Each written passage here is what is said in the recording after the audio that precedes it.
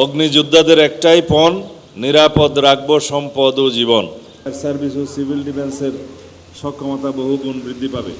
জনগুরুত্বপূর্ণ এই প্রতিষ্ঠানের সক্ষমতা বাড়ানোর সাথে সাথে ফায়ার সার্ভিসের কর্মকর্তা কর্মচারীদের সুযোগ সুবিধা বৃদ্ধি করার বিষয়েও বর্তমান সরকার সচেষ্ট রয়েছে। এই বাহিনীর সদস্যদের অন্যান্য বাহিনী ও সরকারি দপ্তরের সাথে সমন্বয় করে আপগ্রেডেশন সংক্রান্ত কিছু প্রস্তাব বিবেচনাধীন রয়েছে। এই বাহিনীর সদস্যদের আবাসনের সমস্যা দূরীকরণে কর্মকর্তা ও কর্মচারীদের জন্য ঢাকার মিরপুর ও সদরঘাটে 2টি বহুতল আবাসিক ভবন নির্মাণের প্রকল্প বাস্তবায়ন পর্যায়ে রয়েছে। মিরপুরে তাদের সদর দপ্তর ভবন নির্মাণের কাজও চলমান।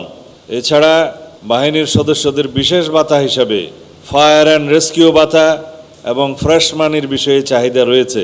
আমরা ইনশাআল্লাহ পর্যালোচনা ও পরীক্ষা নিরীক্ষা করে দেখব। এর মাধ্যমে ফায়ার সার্ভিসের কর্মকর্তা কর্মচারীদের দীর্ঘদিনের প্রত্যাশা পূরণ হবে বলে মনে করি। আজ ফায়ার সার্ভিস ও সিভিল ডিফেন্স সপ্তাহ 2026 এর শুভ উদ্বোধন অনুষ্ঠান।